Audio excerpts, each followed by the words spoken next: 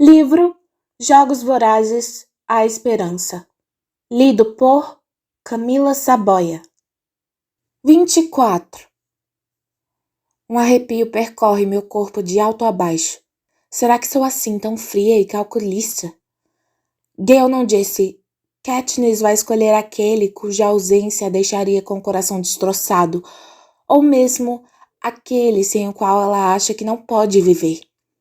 Essas possibilidades teriam sugerido que eu estava motivada por uma espécie de paixão.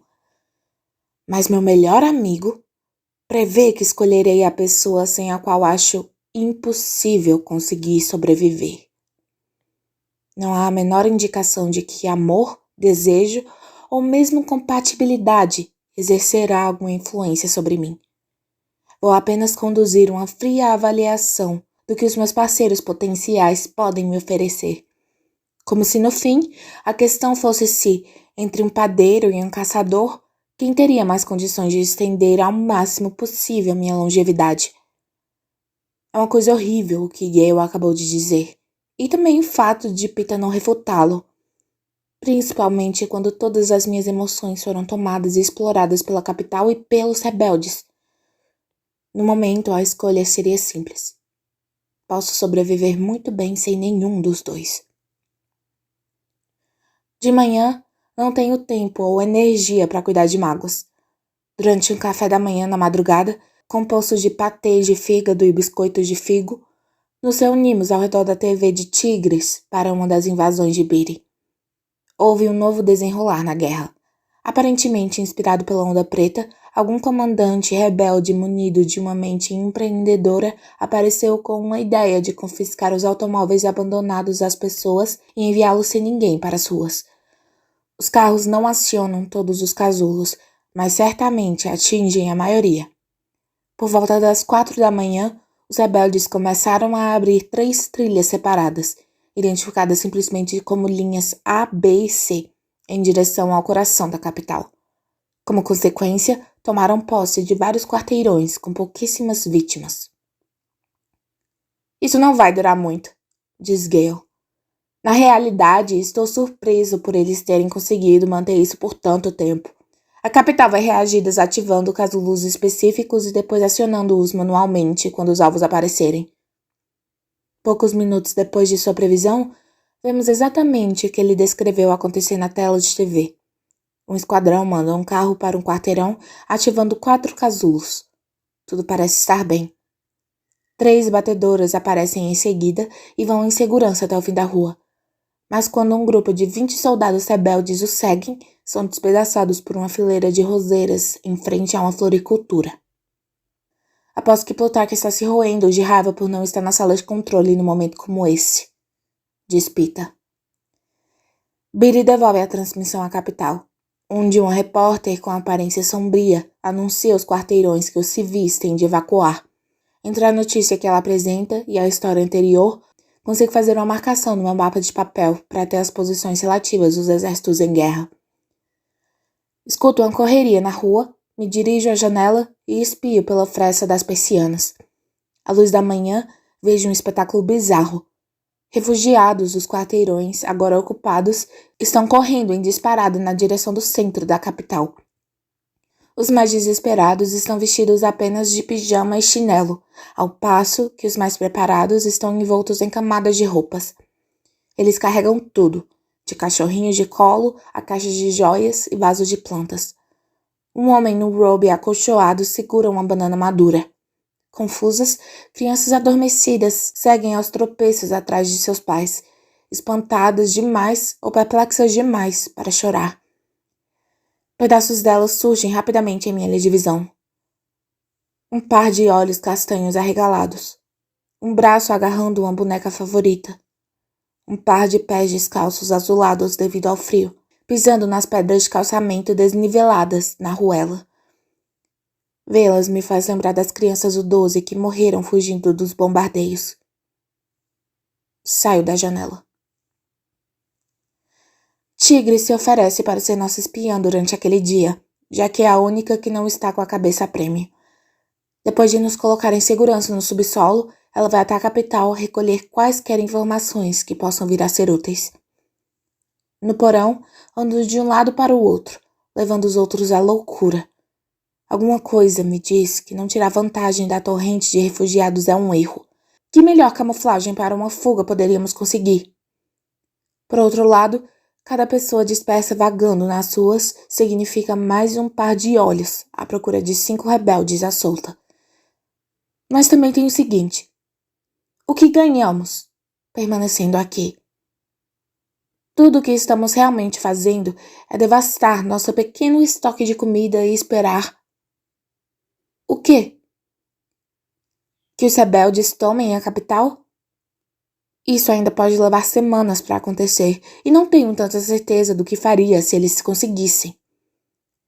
Não sairia às ruas para cumprimentá-los.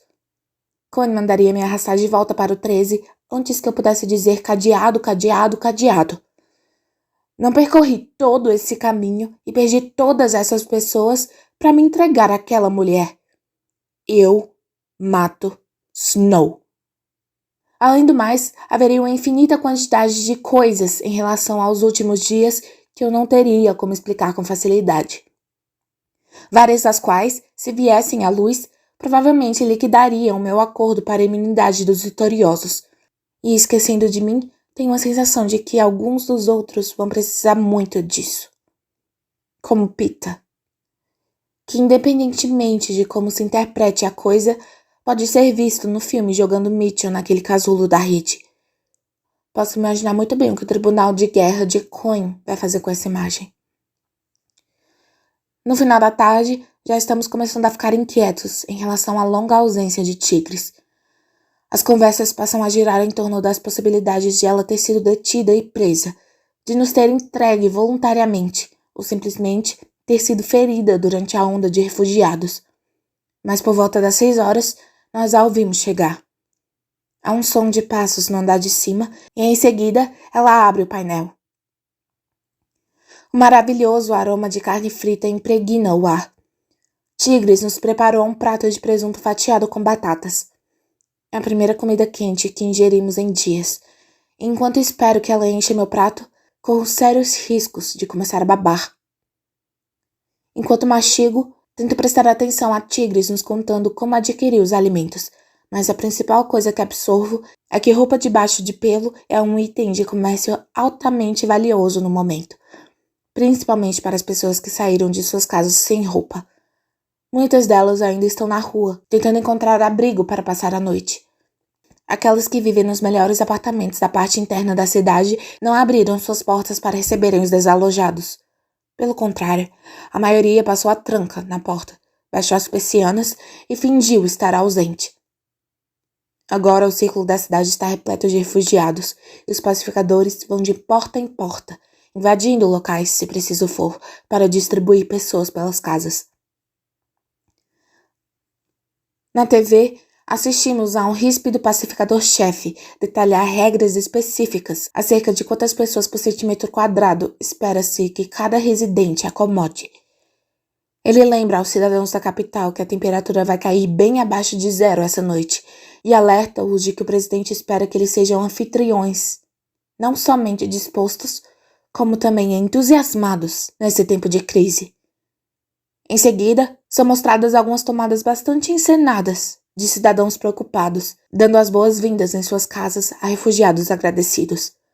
O pacificador-chefe diz que o presidente em pessoa ordenou que parte de sua mansão fosse preparada para receber cidadãos amanhã. Ele acrescenta que os lojistas também devem estar preparados para emprestar seus espaços se assim for solicitado. Tigres, podia ser você, diz Peeta. Percebo que ele tem razão. Que mesmo essa lojinha estreita, que mais parece um corredor, poderia ser apropriada à medida que o número de pessoas aumenta. Então ficamos realmente presos no porão, em constante perigo de sermos descobertos. De quantos dias dispomos? 1? Talvez 2? O pacificador-chefe prossegue com mais instruções para a população. Ao que parece, ocorreu essa noite um incidente funesto, no qual uma multidão agrediu até a morte um jovem parecido com Peeta. A partir desse momento, quem avistar um rebelde Deverá avisar imediatamente as autoridades que cuidaram da identificação e posterior prisão do suspeito. Eles mostram a foto da vítima. Fora alguns cachos, obviamente tingidos, ele parece tanto com Pita quanto eu. As pessoas enlouqueceram de vez, murmura Cressida. Assistimos a uma breve atualização sobre a posição dos rebeldes, na qual ficamos sabendo que diversos outros quarteirões foram tomados no dia de hoje. Anoto as interseções no mapa e as analiso. A linha C fica a apenas 4 quarteirões aqui, anuncio. De alguma maneira, isso me deixa ainda mais ansiosa do que imaginar pacificadores em busca de casas. Fico bastante prestativa. Deixe-me lavar os pratos. Eu ajudo. Gale recolhe os pratos. Sinto os olhos de Pita nos seguindo para fora da sala. Na cozinha apertada nos fundos da loja de tigres, encho a pia de água quente e sabão. Você acha que é verdade? Pergunto. Que Snow vai deixar os refugiados entrarem na mansão? Acho que agora ele precisa fazer isso. Pelo menos para as câmeras, diz Gale. Sairei daqui de manhã, digo. Vou com você, diz Gale. O que a gente vai fazer com os outros? Pollux e Cressida poderiam ser úteis. Eles são bons guias, digo. Pollux e Cressida não são exatamente o problema. Mas Pita é muito imprevisível, finaliza Gale. Você acha que ele ainda aceitaria ser deixado para trás? Podemos usar o argumento de que ele vai pôr a gente em perigo, digo. De repente ele até fica aqui, se a gente for convincente. Pita encara nossa sugestão de modo bastante racional. Ele concorda prontamente quando sugerimos que sua presença poderia colocar os outros 4 em risco. Começo a achar que isso tudo pode funcionar, que ele pode simplesmente ficar sentado ali, no porão de tigres, enquanto a guerra prossegue lá fora, quando ele anuncia que vai sair por conta própria. Para fazer o quê? Pergunta Cressida. Não sei exatamente o quê. A única coisa que talvez ainda tenha condições de fazer é causar uma distração. Vocês viram o que aconteceu com aquele homem que se parecia comigo, diz ele. E se você perder o controle? Digo. Você está querendo dizer se eu me transformar num bestante? Bom, se eu sentir que isso está para acontecer, eu tento voltar para cá, diz ele, tranquilizando-me. E se Snow pegar você de novo? Pergunta Gale. Você não tem nem arma.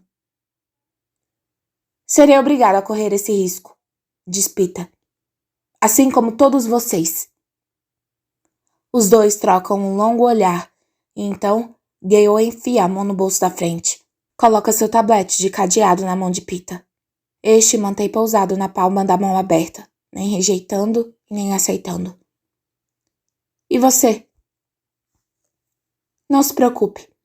Billy me mostrou como detonar minhas flechas explosivas com a mão. Se isso falhar, tento usar minha faca. E vou também ter a Katniss. Diz Gale com um sorriso. Ela não vai dar a eles a satisfação de me levarem com vida. Imaginar Gale sendo arrastado pelos pacificadores reinicia a canção em minha cabeça. Você vem para a árvore. Pegue isso aí, Pita. Digo com a voz tensa. Eu me aproximo e fecho os dedos dele sobre a pílula. Não vai ter ninguém lá para ajudar você. Passamos uma noite tranquila, despertados pelos pesadelos uns dos outros, mentes unindo com os planos do dia seguinte. Fico aliviada quando chega 5 horas e podemos dar início a seja lá o que esse dia tenha reservado para nós. Comemos uma mistura dos alimentos que sobraram, pêssegos em lata, biscoitos e escargot, deixando uma lata de salmão para Tigres como um mísero agradecimento por tudo que ela fez por nós. O gesto parece emocioná-la de alguma maneira. Seu rosto se contorce numa expressão estranha e ela se põe a agir. Passa a hora seguinte transformando-nos, os 5. Ela nos veste de modo que as roupas comuns escondam nossos uniformes antes de vestirmos nossos casacos e capas. Cobre nossas botas militares com uma espécie de mocassim de pelo. Prende nossas perucas com alfinetes, limpa os restos berrantes da maquiagem que aplicamos tão apressadamente em nossos rostos e nos pinta novamente. Ajusta nossas roupas de baixo, de modo a ocultar nossas armas. Então, nos dá bolsas de mão e trouxas cheias de badulaques para carregarmos. No fim, estamos com a exata aparência de refugiados escapando dos rebeldes. Jamais subestimem o poder de um estilista brilhante, diz Pita. É difícil dizer, mas acho que há uma boa chance de Tigres terem enrubescido debaixo daquelas listras. Não há nenhuma notícia nova de alguma utilidade na TV, mas o beco parece estar tão cheio de refugiados quanto na manhã anterior. Nosso plano é entrar sorrateiramente no meio da multidão em 3 grupos. Primeiro Cressida e Pollux, que funcionarão como guias, enquanto mantêm uma distância segura de nós. Depois Gale e eu, que temos a intenção de nos posicionar entre os refugiados designados para a mansão no dia de hoje. Depois, Pita, que seguirá atrás de nós, preparando para criar algum tumulto, se necessário for. Tigres observa através da persiana, para definir o momento certo, destranca a porta e faz um gesto com a cabeça para Cressida e Pollux. Cuidem-se, diz Cressida, e os 2 desaparecem. Nós o seguimos em 1 minuto. Tiro a chave, retiro as algemas de Pita e as guardo no bolso. Ele esfrega os pulsos. Flexiona-os. Sinto uma espécie de desespero tomando conta de mim. É como se estivesse de volta ao massacre quaternário, com Billy dando a Joanna e a mim aquele rolo de fio. Escute, digo. Veja se não faz nenhuma bobagem. Não. Isso aqui seria um último recurso. Totalmente, diz ele. Eu o abraço. Sinto seus braços hesitarem antes de me abraçar. Não tão firmes quanto foram um dia, mas ainda aconchegantes e fortes. 1000 momentos invadem a minha mente. Todas as vezes que esses braços foram o meu único refúgio contra o mundo. Talvez não totalmente apreciados naquela época, mas muito ternos em minha memória. E agora desaparecidos para sempre. Tudo bem, então. Eu solto. Está na hora, diz Tigres. Beijo o rosto dela, aperto minha capa vermelha com capuz, puxo o cachecol para cima do nariz e sigo Gale em direção ao ar frígido da rua. Flocos de neve pontudos e gelados agridem a parte da minha pele que ficou exposta. O sol nascente está tentando furar a penumbra sem muito sucesso. Há luz suficiente para ver as formas amontoadas próximas, e pouco mais do que isso. Condições perfeitas, realmente, exceto pelo fato de não conseguir localizar Cressida e Pollux. Gale e eu baixamos nossas cabeças e andamos junto com os refugiados. Posso ouvir o que perdi espiando pelas persianas ontem. Choro, gemido, respiração pesada. E não muito distante dali, tiroteio. Pra onde a gente está indo, tio? Pergunta um garotinho trêmulo a um homem curvado, segurando um pequeno cofre. Para a mansão do presidente. Eles vão arranjar um lugar novo para a gente morar, diz o homem, arfando. Saímos do beco e caímos em uma das avenidas principais. Fiquem à direita! Ordena uma voz, e vejo os pacificadores dispersos no meio da multidão, conduzindo o fluxo humano. Rostos assustados espiam pelas janelas de vidro laminado das lojas, que já estão ficando repletas de refugiados. Nesse ritmo, Tigres poderá ter novos convidados já na hora do almoço. Foi bom para todo mundo termos saído de lá no momento em que saímos. Agora está mais calmo, mesmo com a neve ficando mais intensa. Avisto Cressida e Pollux mais ou menos 30 metros à nossa frente, andando lentamente junto com a multidão. Estico a cabeça e olho para trás para ver se consigo localizar Pita. Não consigo, mas avistei uma menininha com um olhar bastante inquisitivo, usando um casaco amarelo-limão. Cutuco Gale e diminuo o passo ligeiramente para permitir que um paredão de pessoas se colocasse entre nós duas. Talvez seja melhor a gente se separar, digo entre os dentes. Tem uma garota ali que... Um tiroteio é ouvido em meio à multidão, e diversas pessoas próximas a mim desabam no chão. Gritos penetram o ar, quando a segunda saraivada de balas derruba um grupo atrás de nós. Gale e eu nos jogamos na rua, rastejamos 10 metros até as lojas e nos abrigamos atrás de uma vitrine de botas de salto alto, do lado de fora de uma sapataria. Uma fileira de sapatos bloqueia a visão de Gale. Quem é? Você consegue ver? Pergunta ele. O que consigo ver, entre pares alternados de botas de couro em tonalidades lavanda e menta, é uma rua cheia de corpos. A menininha que estava me observando está ajoelhada ao lado de uma mulher inerte, berrando e tentando reanimá-la. Uma outra rajada de balas penetra em seu casaco amarelo na altura do peito, manchando-o de vermelho, fazendo a menina tombar de costas. Por um instante, olhando para aquela diminuta forma esmagada, perco a habilidade de formar palavras. Gale me dá uma cotovelada de leve. Katniss! Estão atirando do telhado aqui de cima da gente, digo a Gale. Observo mais algumas rodadas de tiros. Vejo os uniformes brancos caindo nas ruas cheias de neve. Estão tentando acertar os pacificadores, mas não são exatamente os melhores atiradores do mundo. Devem ser rebeldes. Não sinto um jorro de alegria, embora teoricamente meus aliados tenham conseguido efetuar a invasão. Continuo olhando petrificada para aquele casaco amarelo-limão. Se a gente começar a atirar, já era, diz Gale.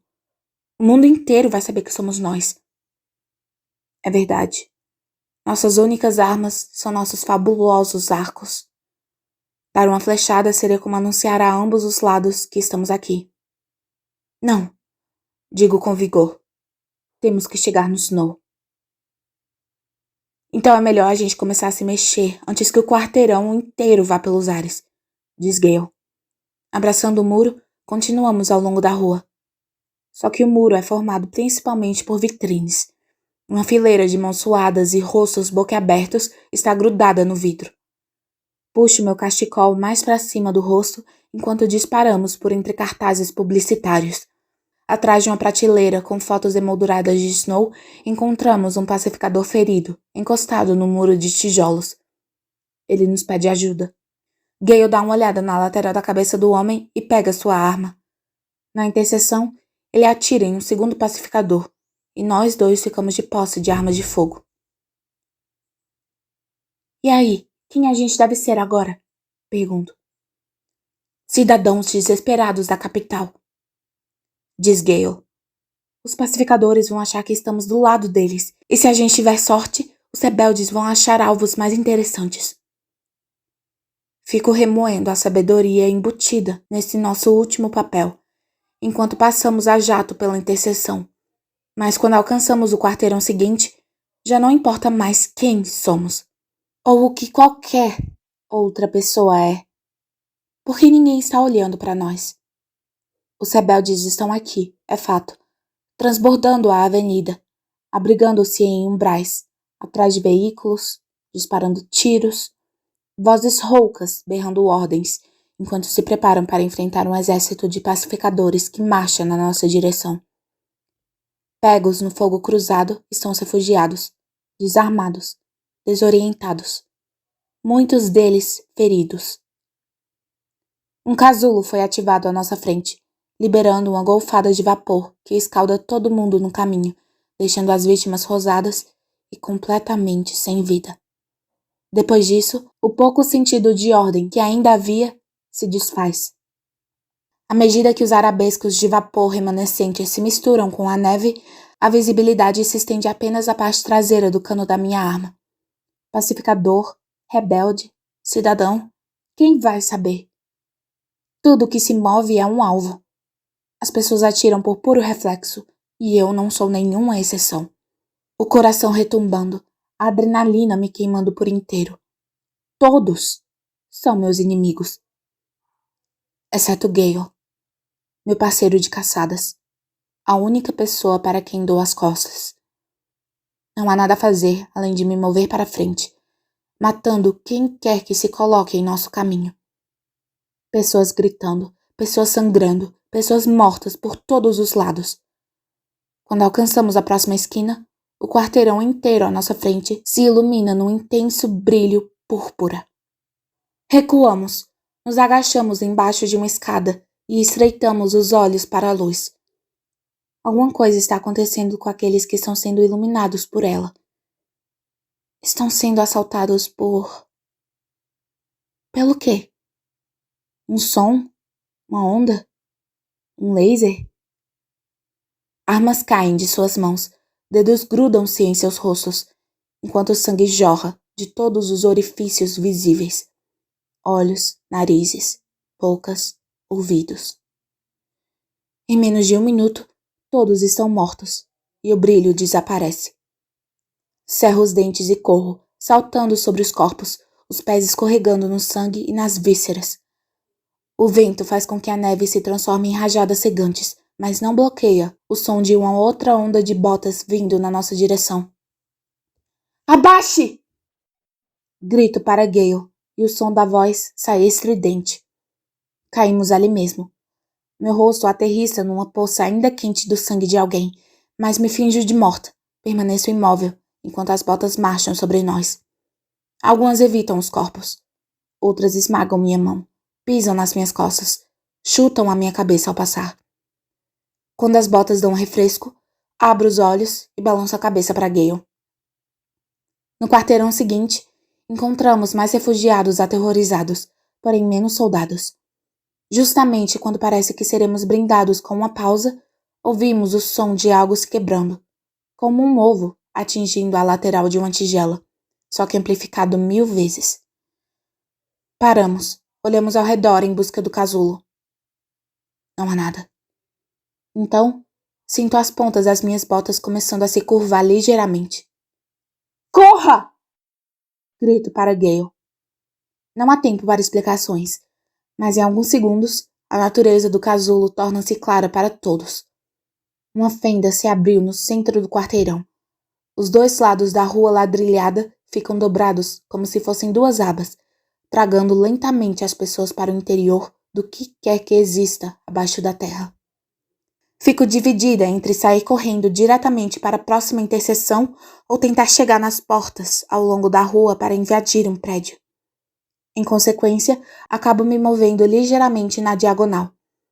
À medida que a aba continua se abrindo, descubro que meus pés estão lutando cada vez com mais dificuldade para me manter equilibrada nos ladrilhos escorregadios. É como correr ao longo da encosta de uma montanha cheia de neve que fica mais íngreme a cada passo. Ambos os meus destinos, a interseção e os prédios, estão a alguns metros de distância, quando sinto a aba cedendo. Não há nada a fazer, além de usar meus últimos segundos de contato com os ladrilhos para disparar em direção à interseção. Enquanto minhas mãos agarram-se à lateral, percebo que as abas estão totalmente voltadas para baixo. Meus pés balançam no ar. Não há onde pisar. De uns 15 metros abaixo, um repulsivo fedor atinge minhas narinas, como de cadáveres apodrecidos no calor do verão. Formas pretas rastejam nas sombras, silenciando quem quer que tenha sobrevivido à queda. Um grito estrangulado irrompe em minha garganta. Ninguém vem nos ajudar. Estou perdendo a pegada na saliência de gelo quando vejo que estou a apenas 2 metros mais ou menos do canto do casulo. Movo minhas mãos lentamente ao longo da saliência, tentando bloquear os sons aterrorizantes de baixo. Quando minhas mãos se engaixam no canto, giro minha bota direita por cima da lateral. Ela se gruda em alguma coisa e me arrasto cuidadosamente até o nível da rua. Arquejando, tremendo, rastejo para fora e agarro um poste de luz para usar como âncora, embora o piso esteja perfeitamente plano. Gale! Grito para o abismo, sem me importar em ser reconhecida. Gale! Aqui! Olho para a esquerda, perplexa. A aba inclinou tudo, até a própria base dos prédios. 1 dúzia ou mais de pessoas conseguiram chegar lá e agora estão penduradas em qualquer coisa em que possam segurar. Maçanetas, aldravas, caixas de correio. 3 portas abaixo de mim, Gale está grudado ao ferro decorativo que envolve a porta de um apartamento. Ele podia facilmente entrar se a porta estivesse aberta, mas apesar de seus repetidos chutes nela, ninguém aparece para ajudá-lo. Proteja-se! Levanto minha arma. Ele se vira para o outro lado e dou vários tiros na fechadura, até que a porta voa para dentro do imóvel, aterrissando numa pilha no chão. Por um momento, experimento o entusiasmo de resgatá-lo. Então, mãos com luvas brancas descem com força sobre ele. Gale encontra meus olhos, balbucia alguma coisa que não consigo entender. Não sei o que fazer. Não posso deixá-lo, mas também não posso alcançá-lo. Seus lábios se mexem novamente. Balanço a cabeça para indicar que estou confusa. A qualquer minuto, eles vão perceber quem capturaram. Os pacificadores estão agora içando Gale. Saia daí! Ouço-o berrar. Eu me viro e me afasto, correndo do casulo. Totalmente só agora. Gale prisioneiro. Cressida e Pollux poderiam estar 10 vezes mortos. E Pita? Não pus os olhos nele desde que saímos da loja de tigres. Me fio à ideia de que ele pode ter voltado, sentido um ataque e retornado ao porão enquanto ainda estava sob controle. Talvez tenha percebido que não havia necessidade para uma distração quando a capital já estava fornecendo tantas. Não havia necessidade de ser uma isca e ser obrigado a ingerir o cadeado. O cadeado! Gale está sem nenhum! E apesar de toda aquela conversa sobre detonar suas flechas com a mão, ele jamais terá essa chance. A primeira coisa que os pacificadores farão é tirar todas as suas armas. Caio no umbral, lágrimas fazendo meus olhos arderem. Atire em mim. Era isso que ele estava balbuciando. Eu devia ter atirado nele. Esse era meu trabalho. Essa era a nossa promessa tácita, de todos nós, uns aos outros. E não fiz isso. E agora a capital vai matá-lo, ou torturá-lo, ou telesequestrá-lo, ou... As rachaduras começam a se abrir dentro de mim, ameaçando me partir em pedaços. Tenho uma única esperança.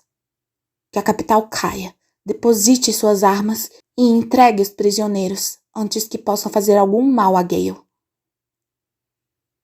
Mas não consigo ver isso acontecendo com o Snow ainda vivo. Uma dupla de pacificadores passa por mim correndo, mal olhando para a garota da capital choramingando junto ao umbral. Contenho as lágrimas, enxugo as existentes antes que congelem e readquiro o controle. Tudo bem, ainda sou uma refugiada anônima. Ou será que os pacificadores que pegaram Gale me vislumbraram enquanto eu fugia? Retiro a capa e a viro pelo avesso, deixando o revestimento preto à mostra em vez do exterior vermelho.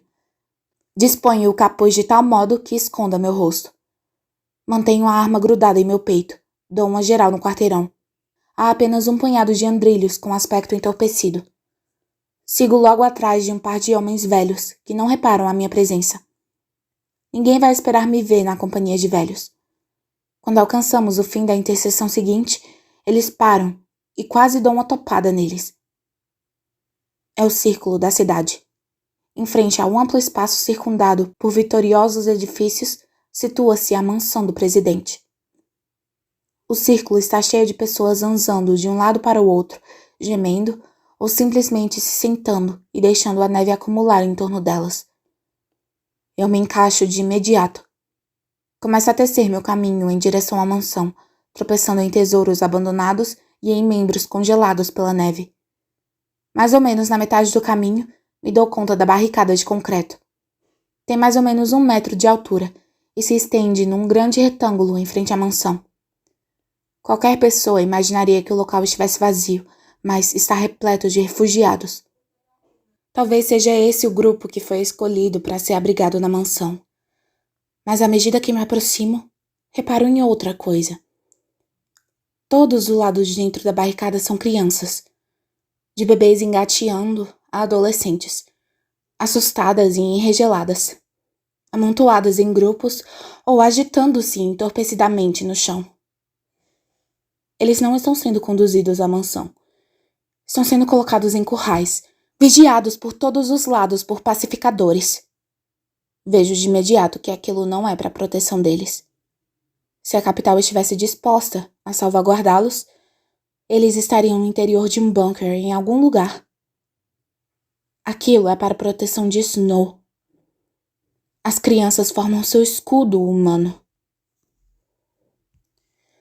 Há uma comoção e a multidão avança para a esquerda.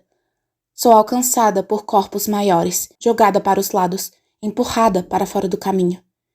Escuto gritos de "Os rebeldes! Os rebeldes!" E sei que eles devem ter conseguido efetuar a invasão. O impulso faz com que eu bata com força em um pau de bandeira e o agarro com firmeza. Usando a corda que está pendurada no alto, puxo a mim mesma e escapo do aperto dos corpos.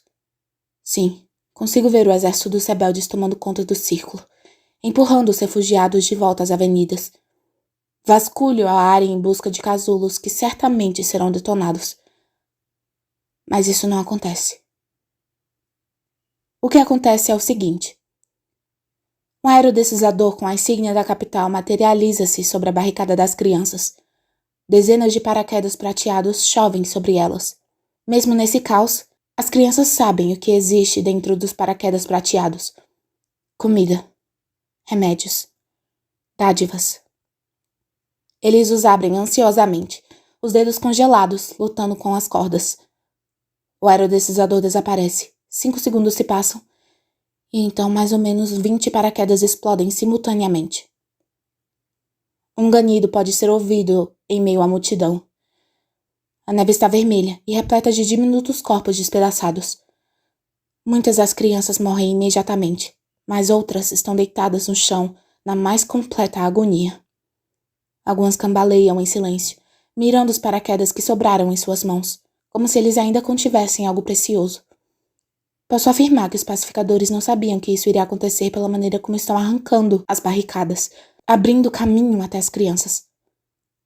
Um outro grupo de uniformes brancos passa pela abertura. Mas esses não são pacificadores. São médicos.